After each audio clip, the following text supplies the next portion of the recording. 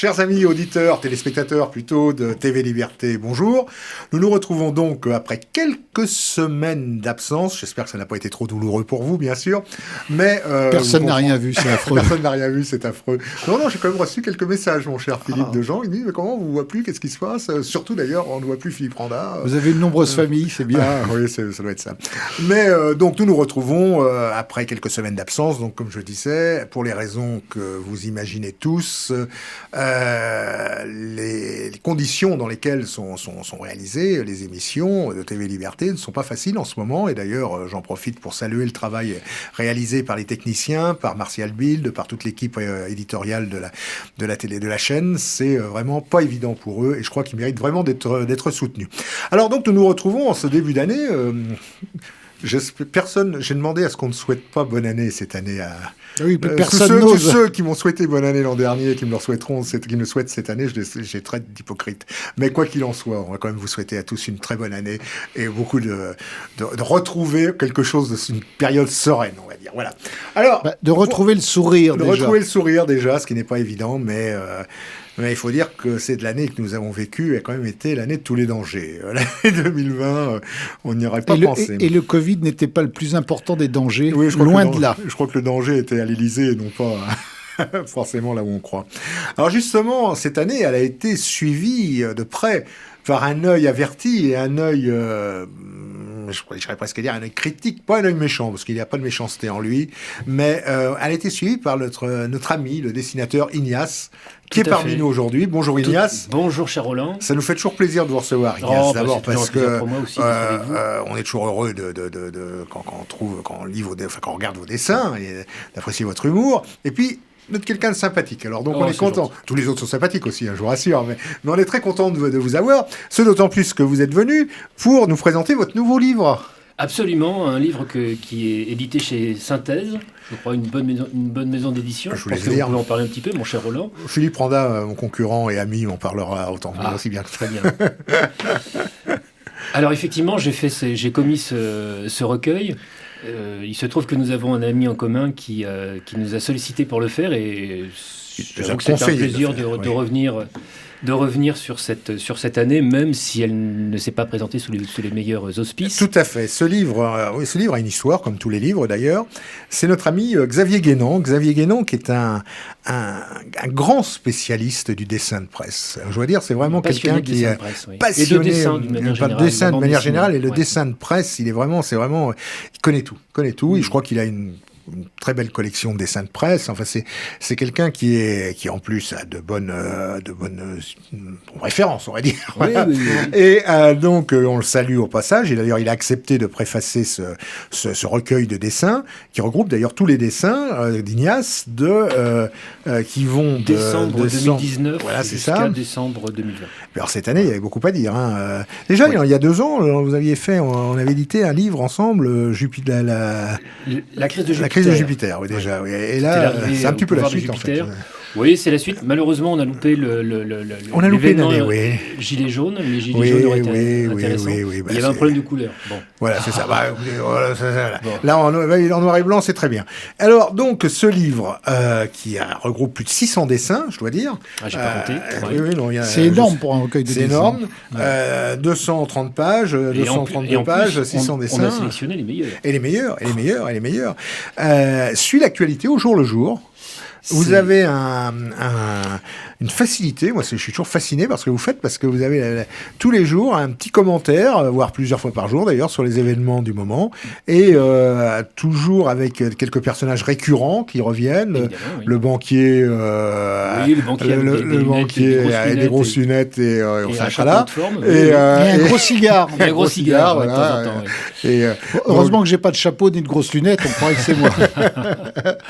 Le méchant banquier, et puis il y a le sympathique professeur Raoult. Il y a le sympathique professeur Raoult qui est vraiment la star de cette année. Qui est la star de cette année, oui. Absolument inconnu en 2019. Connu uniquement des scientifiques. Il y a ce phare de la pensée et de l'intelligence et de la Il est très bon ce dessin, il est extraordinaire.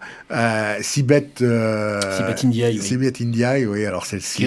Vous la ratez pas, celle-ci. Hein. Oh, c'est dommage, d'ailleurs, elle n'aurait pas existé et il aurait fallu Ignace l'aurait inventé et elle n'est plus rien maintenant. Enfin, à part s'occuper des cotons-tiges, là, s'occupe de quoi ça? Je ne sais pas. Je sais qu'elle a eu une fonction par la suite, mais. C'est dommage parce que. Est-ce qu'elle a appris à mettre un masque? On espère pour elle, sinon elle ne doit pas pouvoir. Celle-ci, vous la ratez pas. Hein. Vous l'avez bien allumé là dans ce livre. Oui, gentiment. Bon, alors Macron.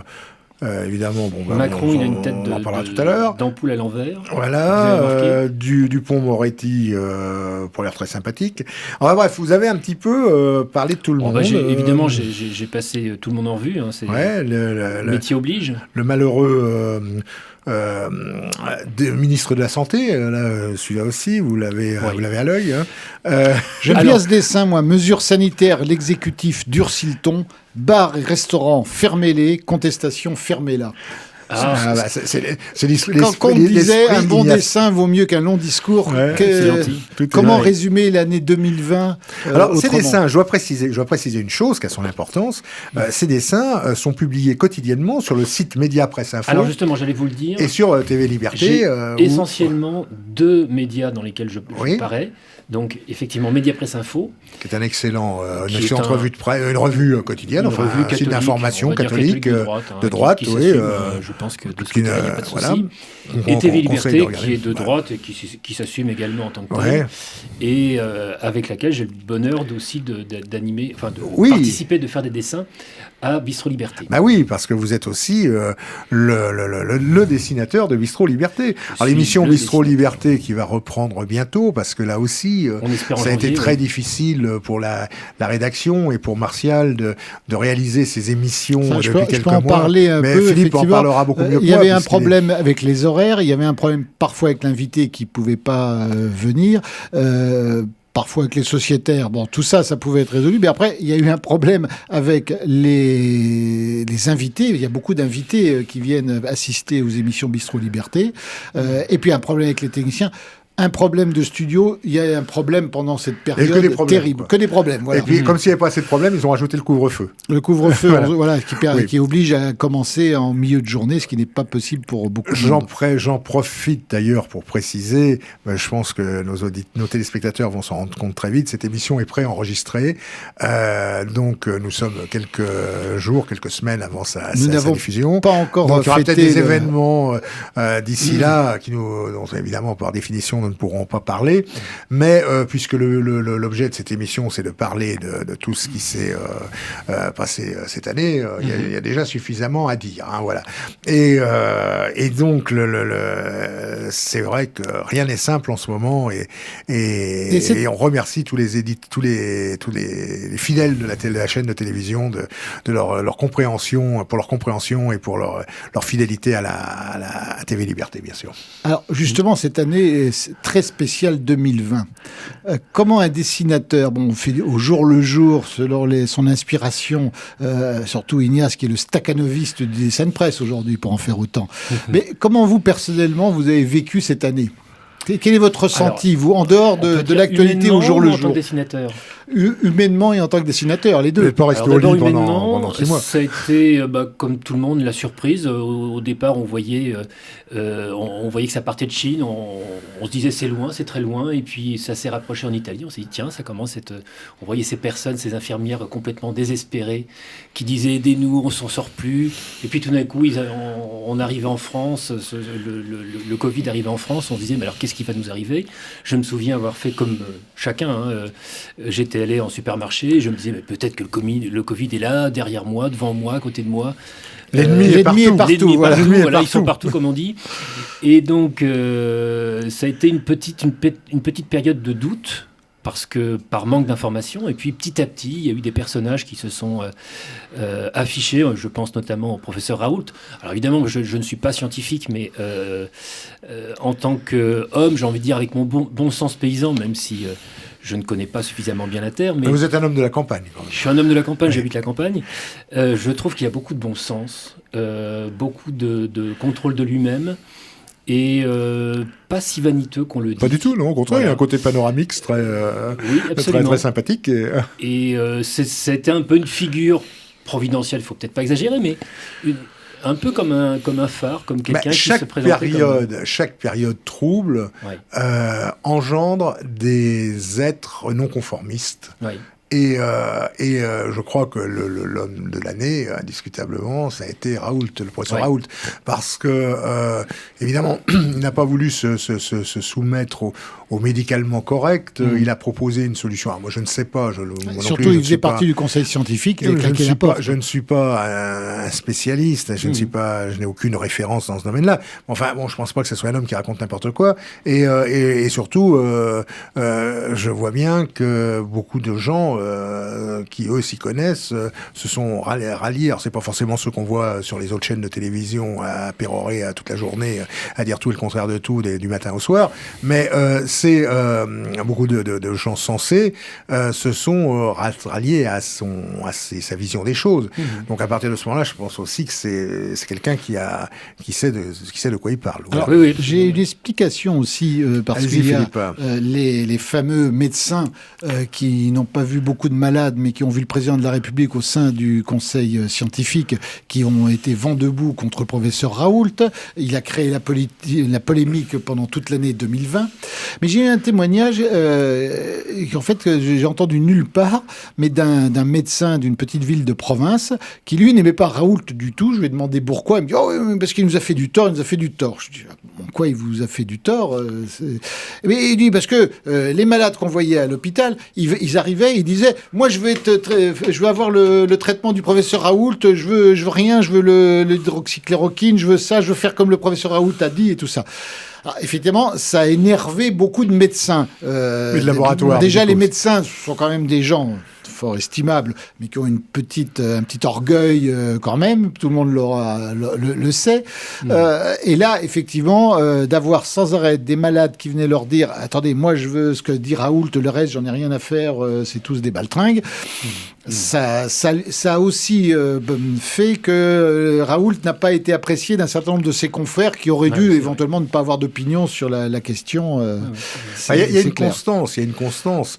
C'est que ceux qui ne vont pas dans le sens de la pensée dominante, et on en sait quelque chose à TV Liberté, parce que généralement c'est ceux qu'on voit ici d'ailleurs.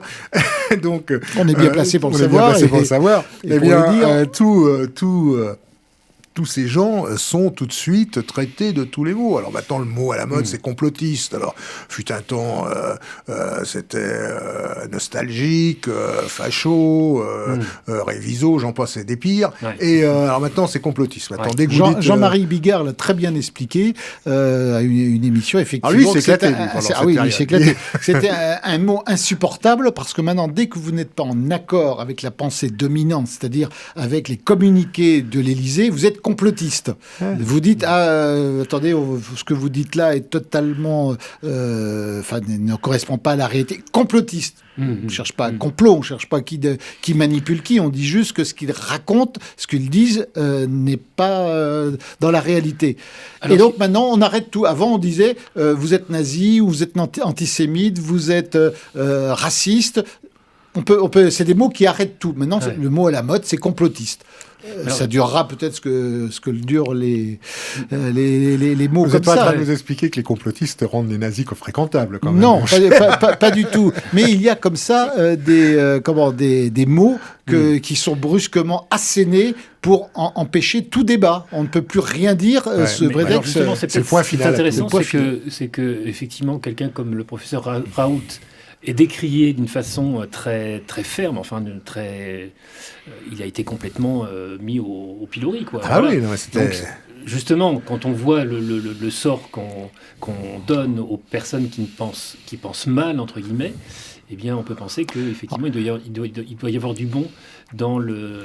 Ce qui est assez aussi, pour élargir un petit peu tout cela, ce qui est assez surprenant, c'est de voir tous ces gens que l'on entend régulièrement à la télévision, je pense en particulier à des artistes,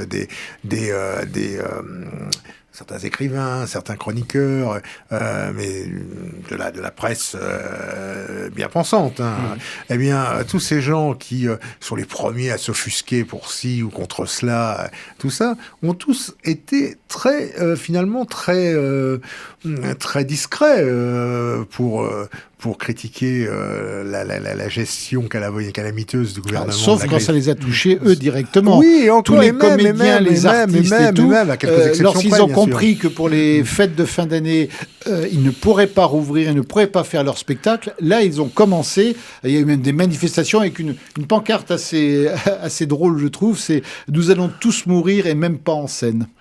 Ah oui, Alors, on parle beaucoup du professeur Raoult, évidemment, qui est la figure dominante, parce que c'était déjà pour le monde médical et scientifique une sommité qui faisait référence et qui n'était pas aussi clivante qu'elle est devenue avec la crise du Covid. Mais il n'est pas seul à avoir ce discours. C'est pas le seul membre du monde médical. Il faut pas oublier le docteur Perron avec son livre qui a été un best-seller chez Albin Michel. Y a-t-il une erreur qu'ils n'ont pas faite, qu'ils n'ont pas commise, je ne sais plus. Voilà. Et il y a aussi le docteur Toubiana, le docteur Toussaint. Il y a énormément... qui a été réduit au silence, il a dit, je crois, qu'il cessait toute interview parce qu'il subissait beaucoup trop de menaces. Non seulement lui, mais aussi ses étudiants, les étudiants qu'il avait et qui chaperonnaient, étaient menacés d'être blackboulés aux examens. Enfin, menaces réelles ou non qui se seraient passées.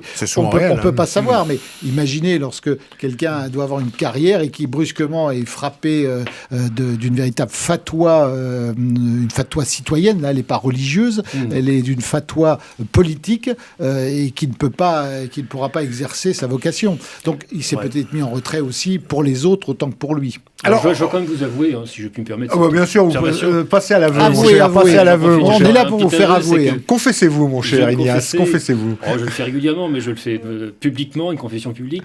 Je ne suis pas tellement menacé, donc peut-être que j'ai un certain combat courageux, mais enfin, ça ne va pas jusque. Vous êtes plus menaçant avec vos dessins que menacé. Vous n'intéressez personne, alors. On aurait dû le savoir avant de vous éviter, parce que au point qu'ils n'osent pas me. Alors revenons un petit peu à votre livre là, parce que c'est quand même le point central, le sujet central de ce livre, je rappelle, qui s'appelle La dictature sanitaire, la vie est belle, belle B-E-L-E, parce que vous êtes un comique, oui, donc vous avez comparé un petit peu ces moutons là, c'est qui, c'est le on va dire que c'est le bon peuple qu'on essaie qu'on muselle et tout ça. Effectivement. Donc livre La dictature sanitaire, la vie est belle, préfacé par Xavier Guénan, donc un livre d'Ignace, publié aux éditions Synthèse, n'oublions pas. Et ce livre traite jour par jour, à partir donc on l'a dit tout à l'heure, à partir du début du mois de décembre, jusqu'à aujourd'hui ou presque, c'est ça, jusqu'à la mi-décembre, eh bien traite tout ce qui s'est passé cette semaine. Alors c'est vrai qu'on nous aurait dit il y a un an, vous vous rendez compte, pour sortir de chez vous, vous êtes obligé de faire un petit papier pour dire pourquoi vous allez acheter une boîte de Kleenex au supermarché du coin. En fait, vous autorisez vous-même à sortir pour un achat que vous êtes vous-même autorisé à trouver primordial. Enfin, c'est on vous aurait dit ça, mais enfin vous auriez dit, mon pauvre ami, il est temps de prendre des vacances là. Il faut on aurait dit vous êtes complotiste.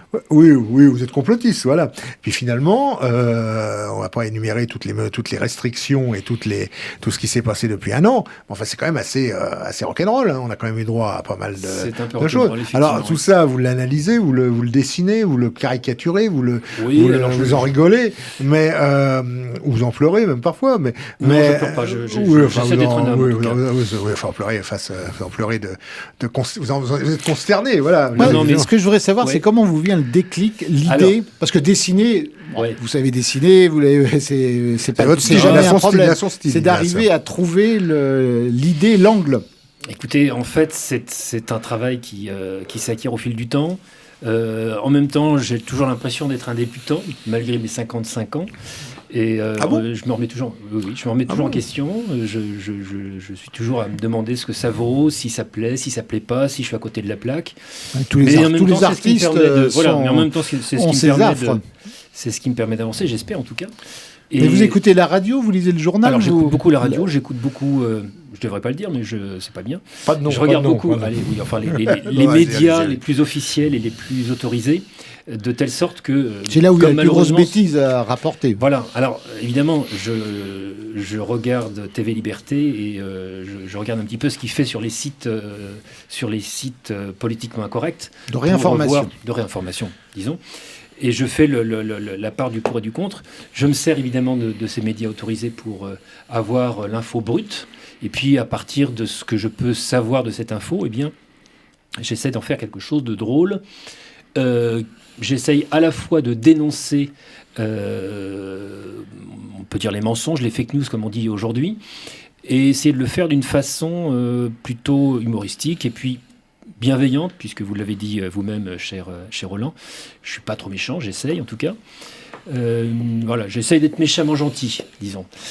Et je ne veux pas attirer, je ne sais pas, la révolte, suffisamment peut-être de révolte pour réveiller les gens, si je peux avoir une influence sur ce plan-là.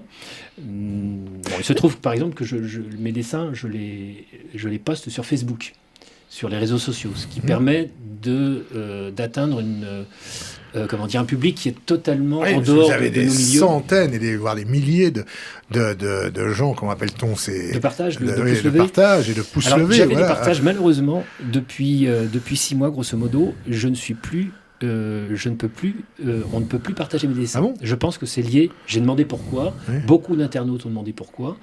Et on n'a pas eu de réponse. Mais au vu de ce qui se passe autour de nous, il y a beaucoup de censure sanitaire par rapport à la crise sanitaire. Ouais, alors, celui qui est visé directement, c'est souvent les thèmes que vous utilisez. Voilà. Alors c'est vrai que... Alors je pensais que c'était en raison de mes idées nationales, pour parler pudiquement, catholique et nationale, mais finalement, je vois que cette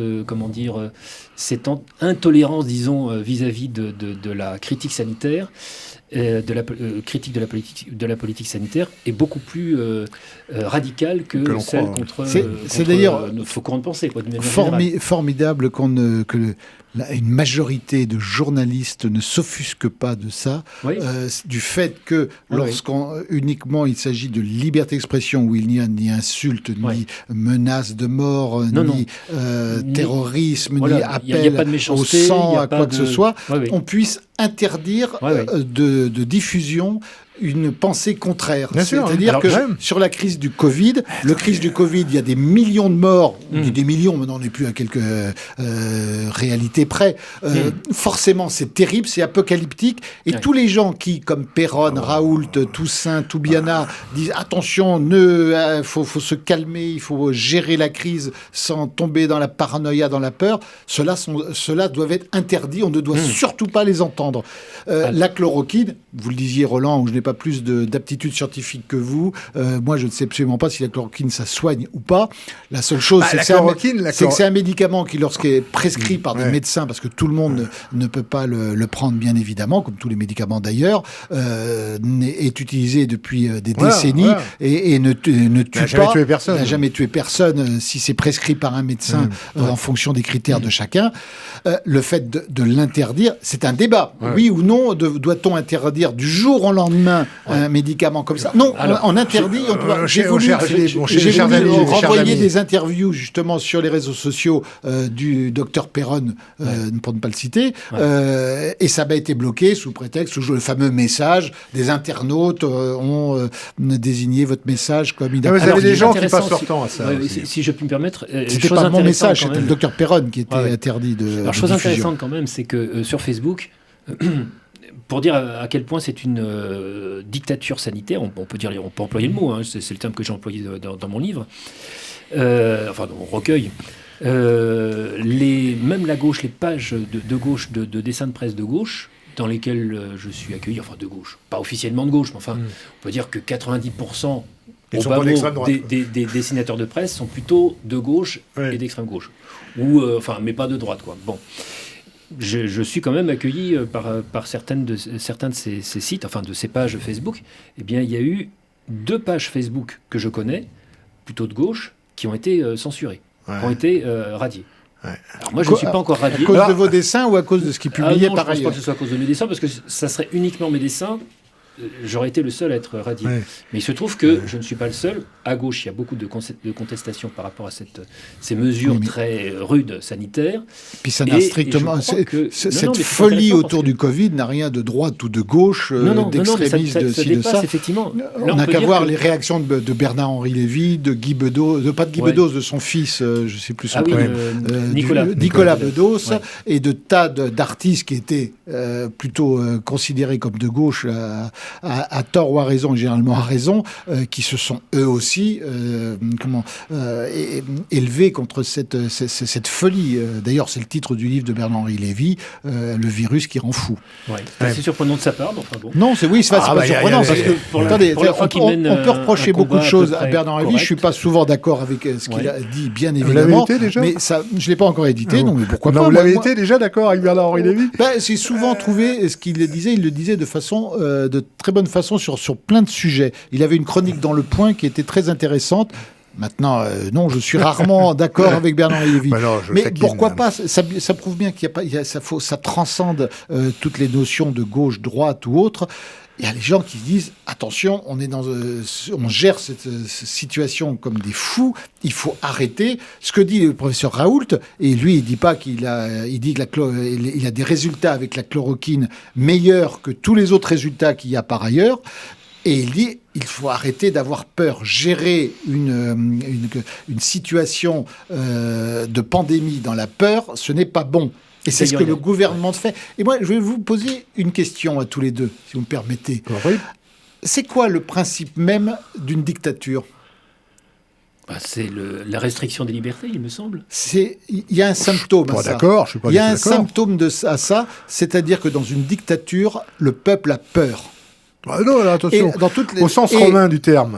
C'est le sens romain. La dictature n'était pas forcément quelque chose de négatif à l'époque. Mais ça, au sens romain du truc. Aujourd'hui, la dictature, n'importe quel sous-officier africain ou américain sud-américain qui prend le pouvoir dans son pays était qualifié de fasciste. Même au temps des Romains où la dictature était un pouvoir absolu donné à un homme pour une situation ponctuelle, pour un temps déterminé. Exactement. Ce que je trouve d'ailleurs très bien parce que c'était tout à fait... Ça a moins bien d'être clair. Mais ça reposait quand même sur une peur, c'est-à-dire le peur d'un danger où là, il fallait absolument qu'il y ait un homme qui ait les pleins pouvoirs. Voilà. C'était donc quand même, ça reposait sur la peur. Et là, on a assisté à quoi ? La peur, c'est pas la dictature. On a assisté à quoi avec le Covid ? On a assisté à un gouvernement qui a distillé, qui a matraqué la peur parmi la population systématiquement depuis le mois, en gros, de février dernier. Donc, c'est la seule fois où un gouvernement qui doit être là pour protéger et rassurer son peuple a tout fait pour le paniquer, pour le terroriser, jour après jour. Je rappellerai en mettant tous les moyens de propagande. Je rappellerai juste... au risque d'être politiquement incorrect ou d'être, je dis ça sans... Ça serait pas bien, ça, évidemment. Non, ça risque pas d'arriver. Au jour d'aujourd'hui, il y a à peu près 3300 personnes, je crois, sont les chiffres que j'ai entendus ce matin, qui sont intubées. Il y a 59 000 personnes qui sont décédées, dont une grande partie ne sont pas décédées de la Covid, mais sont décédées avec la Covid. C'est-à-dire que ces gens, et je dis ça sans aucune méchanceté ou quoi que ce soit, ces gens seraient décédés, hélas, quand même. Quand on a annoncé que le président Giscard d'Estaing était mort, c'est des suites de la Covid, à 94 ans. Il est mort avec la Covid. Bon, voilà. Et on connaît tous, et nous connaissons tous des gens qui ont voilà, ok, très bien. C'est comme ça. Maintenant, pour des chiffres qui sont quand même pas... il y a 68 millions de personnes... C'est moins de 3% de morts. Il y a 68, je parle pour la France, il y a 68 millions de personnes qui sont impactées par cette histoire-là, qui sont obligées, qui eux, vont crever. Ouais.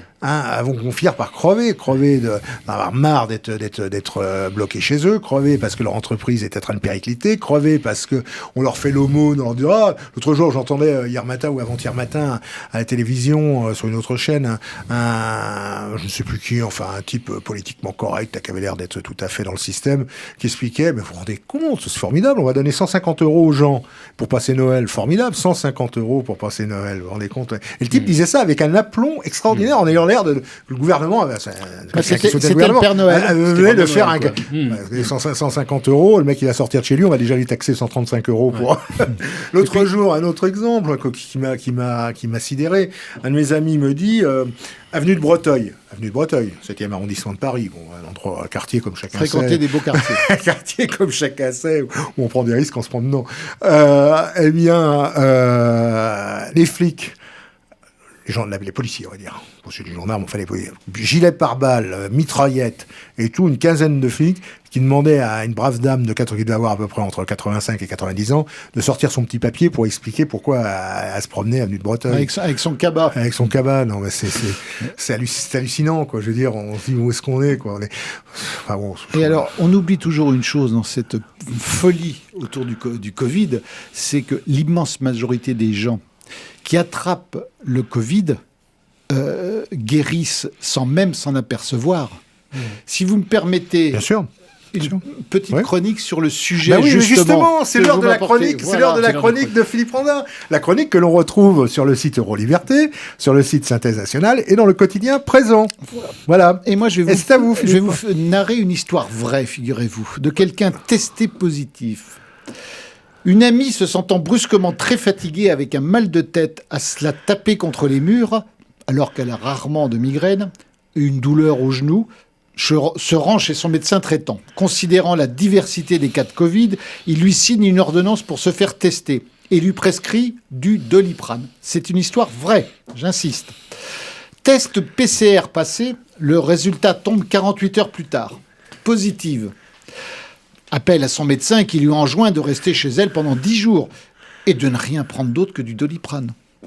De toute façon, ces symptômes douloureux n'ayant duré que 2 jours, le 3e, en pleine forme, je taillais les haies du jardin, m'a-t-elle dit. Mais le jour même du résultat, elle reçoit un SMS de l'Agence régionale de santé, ARS, qui lui rappelle les gestes barrières, l'isolement indispensable et qu'un médecin allait l'appeler. 1 heure après, le médecin téléphone pour s'enquérir de son état. C'était très gentil. Et lui rappelle les gestes barrières, de s'isoler dans une pièce toute seule, etc., etc. Et demande le numéro du compagnon, en pleine forme, lui, avec qui elle vit. Je la cite, « Il me dit de rester en isolement 3 jours de plus que la recommandation de mon médecin. Ils ne sont même pas fichus d'être d'accord entre eux. » Le lendemain, nouvel appel d'un autre médecin de la Sécu qui lui laisse un message avec les mêmes consignes, gestes barrières, etc. Puis encore le surlendemain, un dimanche à 8h du mat, sympa, et pendant 11 jours, j'ai reçu 4 à 5 SMS, puis un seul, pour m'enjoindre d'aller m'inscrire sur le site Covid. Quant à mon compagnon, il n'a jamais été appelé, ce dont il ne se plaint pas, euphémisme. En ce mois de fin du 2e emprisonnement national, les Français sont de plus en plus divisés sur les réalités de l'épidémie. Entre les hypocondriaques, traduisez les bons Français, conscients des dramatiques réalités de la pandémie, pour qui les cadavres s'accumulent et débordent eux-mêmes, et les inconscients complotistes. Comprenez les mauvais Français, qui, perplexes devant les chiffres extrêmement bas de la mortalité du Covid-19, qui vitupèrent que le foutage de gueule commence à bien faire, on ne le répétera jamais assez. Quand on voit ce qu'on voit et qu'on sait ce qu'on sait, on a bien raison de penser ce qu'on pense. Comme on pense. Voilà. Toute cette histoire est vraie. C'est vrai. Un autre témoignage plus rapide d'un couple qui, pendant 3 jours, a eu un gros coup de fatigue. 3 jours, ça a duré. L'homme n'avait rien. Au bout de 3 jours, tout est reparti. Et sa compagne était en pleine forme, sauf qu'elle avait perdu le goût. Ça a duré à peu près 15 jours, 3 semaines. Ils ne sont pas été se faire tester ni l'un ni l'autre. Renseignements pris auprès de leur médecin. probablement, en tout cas pour la dame, elle avait été atteinte du Covid. Et voilà, ça a été 3 jours de fatigue et une perte de goût, ce qui était bien désagréable, a-t-elle dit, pendant une dizaine de jours. C'est quand même la majorité des gens qui tombent malades de nos jours, quel que soit leur âge, qui s'en sortent comme ça. Oui. Quand le ministre Véran a fait sa crise à l'Assemblée en disant qu'il venait de visiter un hôpital dans lequel il avait vu 2 jeunes malades du Covid, c'est terrible. Il a oublié de préciser que le premier jeune d'une trentaine d'années était quand même en phase terminale de cancer et que l'autre était obèse. C'était 2 personnes qui, physiquement, avaient d'autres problèmes. Le Covid n'a fait que, malheureusement, se surajouter et probablement être terrible pour eux. La majorité des Français qui tombent malades du Covid, il faut le dire, c'est 3-4 jours de fatigue, peut-être un peu d'agosie, le fait de perdre le goût. Je pense avoir été malade du Covid. Mais on pense tous. Oui, vous avez été malade du Covid ou vous avez fait une petite crève saisonnière comme tous les ans. Oui, j'ai regardé comme sur le site, sur un site pour voir si ça correspondait aux symptômes. Apparemment, c'était les symptômes. C'était d'abord une toux sèche, je crois, et puis après une fièvre. Et alors, les symptômes sont divers, on est bien d'accord. Je n'avais que la toux sèche, et puis effectivement, après la gorge sèche, et puis après, effectivement, j'ai senti Et puis ça a duré 2 jours. Et puis voilà, je suis resté à la maison. Rappelons encore que les fameux tests où on trouve les gens positifs, la plupart de la positivité de ces gens viennent d'anciens Covid. Si on parle du Covid-19, c'est qu'il y en a eu 18 autres avant, les plus anciens remontant au début du XXe siècle, du XXIe siècle. Ça veut dire qu'ils sont positifs pour des Covid avec lesquels ils ont été en contact il y a plusieurs années. C'est grotesque. Vous parliez de Véran à l'instant, sa pathétique intervention. Et vous allez dans n'importe quel hôpital où on soigne les grands blessés de la route. C'est pas beau. C'est affreux. Est-ce que pour autant on doit interdire aux gens de conduire et supprimer l'industrie automobile et enlever toutes les routes et les autoroutes? Non, voilà. Vous avez, je ne sais plus combien de dizaines de milliers de Français qui chaque année sont victimes d'une insolation. Bon, il y a une solution, il faut interdire aux gens de sortir entre 8h du matin et 8h du soir. Si on suit la même logique, pourquoi pas? Après tout, c'est la même logique. Bon, c'est le fond du problème, c'est ça, et ce sur quoi vous revenez régulièrement, cher Ignace, dans votre livre, c'est en fait la disproportion qu'il y a entre la mesure gouvernementale, les dictats gouvernementaux et cette affaire en elle-même, voilà. Oui. Il y a une crispation de la part de l'exécutif et on peut dire une mauvaise... Ça manque de légèreté. C'est trop pesant, c'est trop crispant. Et cher Philippe, vous parliez tout à l'heure de la peur que suscite cette maladie, surtout que l'exécutif cherche à susciter en nous. Et le professeur Raoult avait très bien répondu à ça. Il avait dit « Attention, évitez la peur. » Et il avait parlé de la débâcle de 40. Il avait dit qu'il y a eu beaucoup de morts, non pas en raison des faits de guerre, directement de l'exode de 40, ça a été terrible. Bien sûr, tout le monde était sur les routes et il suffisait de bombarder il a parlé de cette angoisse qui finalement on meurt du verbe mourir. C'est cette angoisse collective qui est complètement irrationnelle. Voilà. Parce que là, on a été dans l'irrationnel pendant un an. Alors, l'occasion de dire, cher Roland, je ne suis absolument pas médecin, mais j'essaye, voilà, c'est l'occasion de faire la promo, j'essaye de traiter la question avec humour. On fait ce qu'on peut, mais justement, dédramatiser, sortir un petit peu de ces angoisses. Chers téléspectateurs, vous êtes angoissés, eh bien, offrez-vous La vie est belle, et puis vous l'orthographierez différemment de celle que vous voyez actuellement, du titre que vous voyez actuellement, et puis je pense que tout ira mieux. Alors, ça serait peut-être un mot de la fin. Non, pas du tout, on a encore... J'anticipe un petit peu. Un conseil à l'éditeur, faites des démarches auprès des sécurités sociales pour que ce soit remboursé. Ah oui, ça serait bien. Le livre d'Ignace, parce que quand on lit effectivement cette année qu'on vient de passer abominable, ça donne, on se dit, tiens, on n'est pas seul à se dire que c'était pas normal, cette folie, on n'est pas isolé. Il y en a quand même beaucoup qui mettent noir sur blanc la vérité en disant que la gestion de ce gouvernement, si ce livre a le mérite de faire prendre conscience à un certain nombre de ses lecteurs de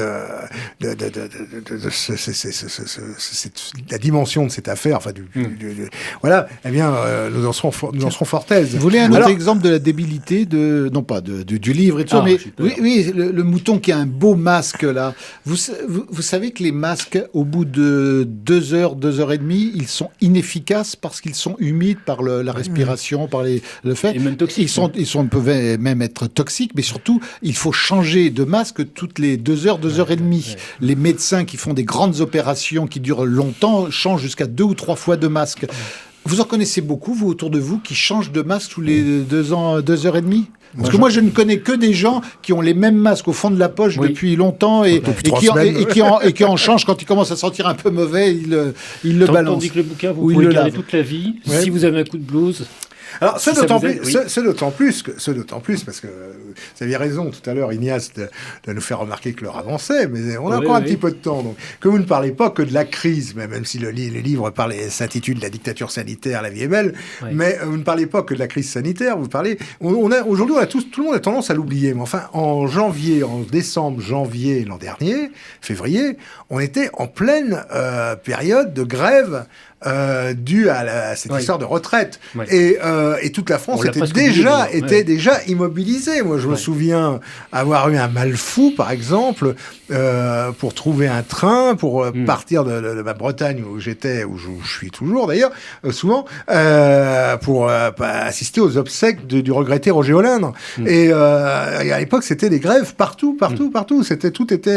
Tout était bloqué. Et ça, on l'a complètement oublié. Aujourd'hui, d'ailleurs, la Covid est tombée à point, nommé, si je puis dire, pour sortir le gouvernement de cette affaire. Des complotistes pourraient même dire les complotistes pourraient dire ça. Et puis il n'y a pas eu que ça. Il n'y a pas eu que ça aussi. Il y a eu toutes les affaires liées à cette histoire de cette facétie américaine là, il y a les élections, bien sûr. Castaner, et puis il y a eu aussi arme la police contre elle, suspicion de racisme. Voilà, il y a eu tout ce racisme, enfin toute cette histoire d'antiracisme qui est née. C'est récurrent, vous me direz, mais qui est né de cet Américain qui s'est fait tabasser.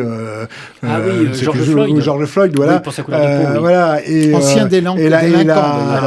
Et la sœur Traoré ressortie d'on ne sait où, qui est devenue carrément une star nationale. Mais c'est terrible parce que finalement, c'est pas une histoire de couleur. Enfin, on n'en est pas. Bien sûr que non, c'est pas une histoire de couleur. Entre couleurs. Le bon Dieu a créé des blancs, des noirs, des jaunes, des gens de couleurs quand même assez différentes, assez variées. Après, tout tant mieux, ça colore justement les peuples et les cultures.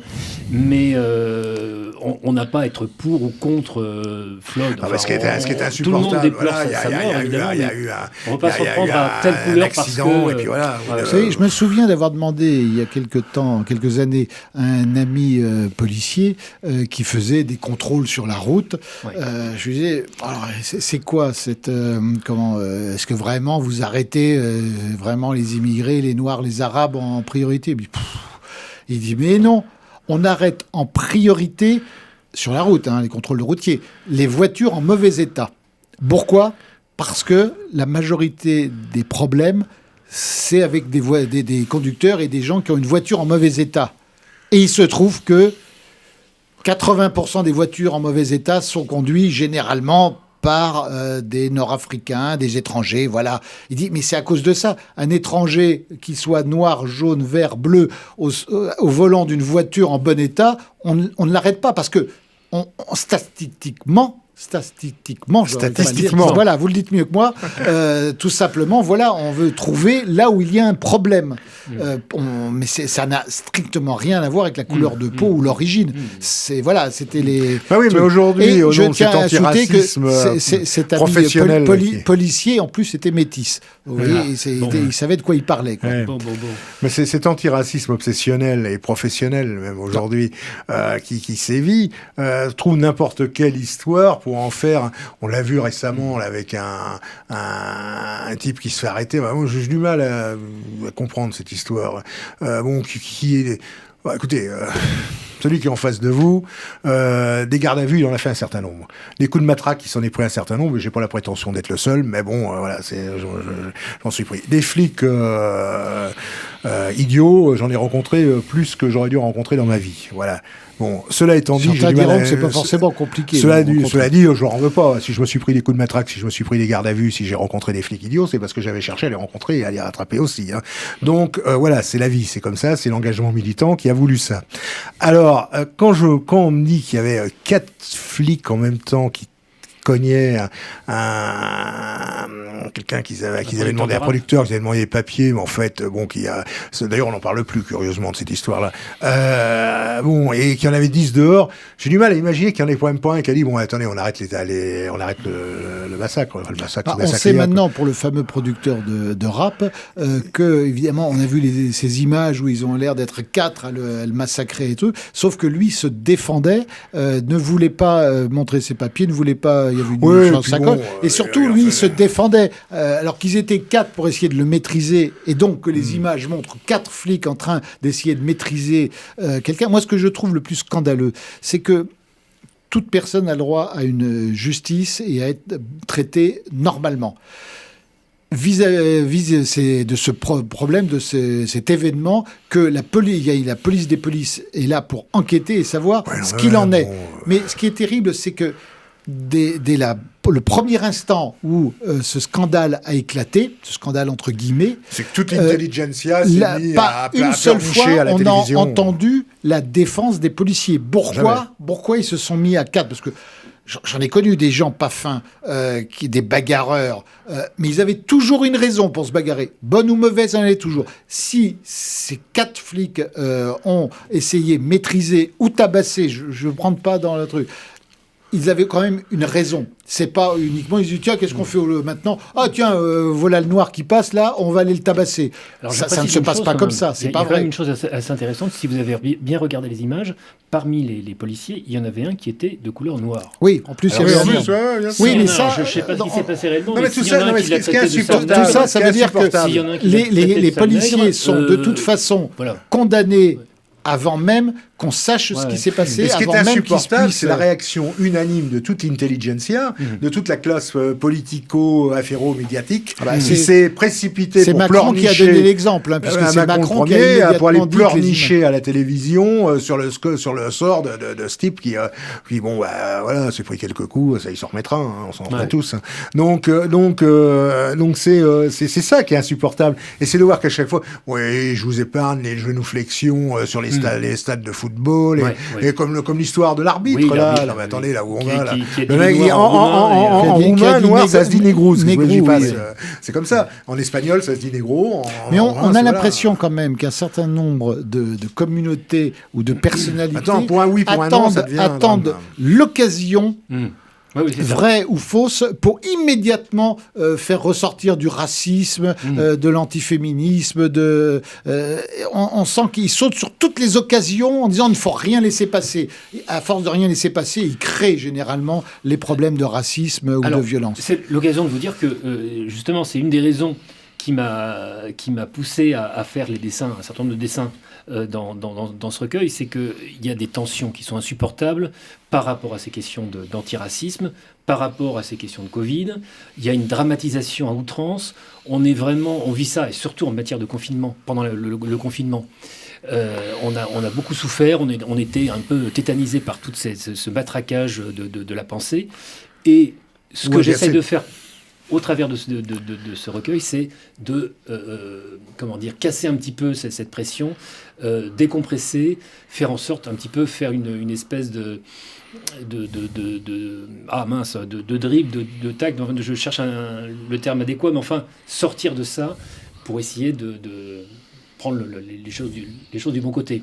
Avec humour autant que possible, avec cet esprit latin, français que nous avons et qu'on essaye de nous faire perdre. On était plutôt dans la convivialité, maintenant on est dans le confinement. On était dans une certaine insouciance, il faut dire les choses comme elles sont quand même. Maintenant on nous pousse vraiment à la gravité sur tout. Et donc, j'essaye de restaurer, en quelque sorte. C'est un travail de restauration. J'emploie les grands mots, qu'importe. Enfin, ce que j'essaye, c'est d'apporter une bulle d'oxygène, de décontraction. Et comme dirait l'abbé Laurence, qui est mon confesseur, je fais une confession, là aussi. Eh bien, il le dit souvent. Je ne suis pas abbé. Tout va très bien, c'est parfait. Voilà, eh bien, j'aimerais Saint-Ignace. Voilà. Et Saint-Abbé Laurence. Dites-moi votre livre, j'espère que vous l'avez quand même envoyé à quelqu'un. Alors, je l'ai envoyé... non, pas encore. À l'homme de l'année 2020. Ah, il faudrait que j'envoie au professeur Harout. Bonne idée, excellente idée. Bien sûr. Ouais. Merci, cher Philippe. C'est promis. Mais alors, chers amis, alors là maintenant, l'heure avance sérieusement. Et Ignace, en fait, tout ce que vous venez de nous dire, c'est qu'en fait, votre livre, c'est une sorte de médicament, finalement. Votre humour j'essaie. Alors, heureusement qu'il y a des gens comme vous encore, et il y en a quelques-uns quand même, parce qu'on va quand même saluer au passage Charles. Oui. On va bien sûr Pinatel, oui. Charles, qui dessine régulièrement dans le quotidien présent, dans Rivarol, dans d'autres supports. Il y a Miège. Miège. Je reçois aussi les dessins de Cho. Cho. Ah oui, oui, d'accord. Oui, bien sûr, on a aussi une pensée pour notre vieux camarade Aramis et pour Conque aussi. Enfin, pas si vieux, vieux, parce qu'il y a longtemps que c'est notre camarade, je veux dire. Et Conque qui était vrai. C'est dommage qu'il ait arrêté le dessin de presse, parce qu'il était vraiment génial. Voilà. Mais il a une passion, il rêve de faire voler des voitures. Je pense qu'il est arrivé. Voilà, il est arrivé à faire voler une voiture. Mais pour lui, le dessin de presse était purement alimentaire. C'est très curieux. Bah oui, mais enfin, ça n'empêchait pas d'avoir. Il m'a expliqué, oui, effectivement. Il m'a montré les plans de la voiture. Et sa véritable passion, c'est de faire voler des voitures. C'est vraiment, il avait l'impression d'être créé. Alors le dessin de presse pour lui, c'était que vraiment beaucoup de personnes, et moi le premier, étaient en admiration devant son talent. Ouais. Eh bien, heureusement qu'il y a des gens pour les remplacer. Voilà, comme vous.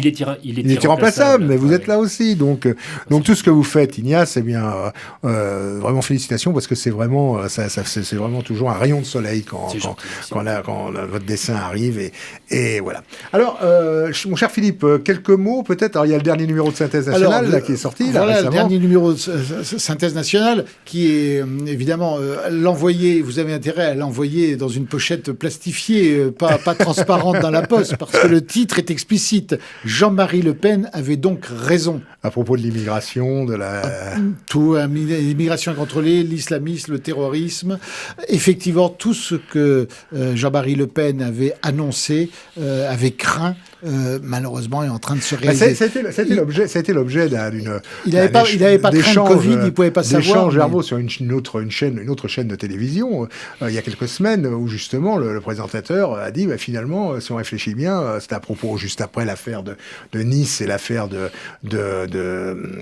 du professeur d'histoire de Conflans-Sainte-Honorine, eh bien, il disait, finalement, Le Pen, tout ça l'avait dit. D'ailleurs, il y avait un film qui a été repassé le disant, et c'est pour ça que le titre de Synthèse Nationale de ce trimestre rappelle que Le Pen, finalement, avait raison, donc dont acte, et à bon entendeur, salut. Eh bien, chers amis, voilà, l'émission... Un petit mot sur les pages du Marquis. Oui, les pages du Marquis, oui, en 30 secondes, 3 secondes. Il est sorti. Ça y est, il est sorti. On en reparlera dans la prochaine émission, mais le livre, le recueil des pages du Marquis est sorti. Les meilleures chroniques qu'il avait publiées dans Synthèse Nationale. Voilà. Chers amis, on se retrouve très prochainement pour une autre émission. Ignace, merci Roland. Eh bien, on vous retrouve quotidiennement sur Nation Média Presse Info. Et puis sur TV Liberté. Et puis j'espère à l'émission Bistro Liberté le plus tôt possible.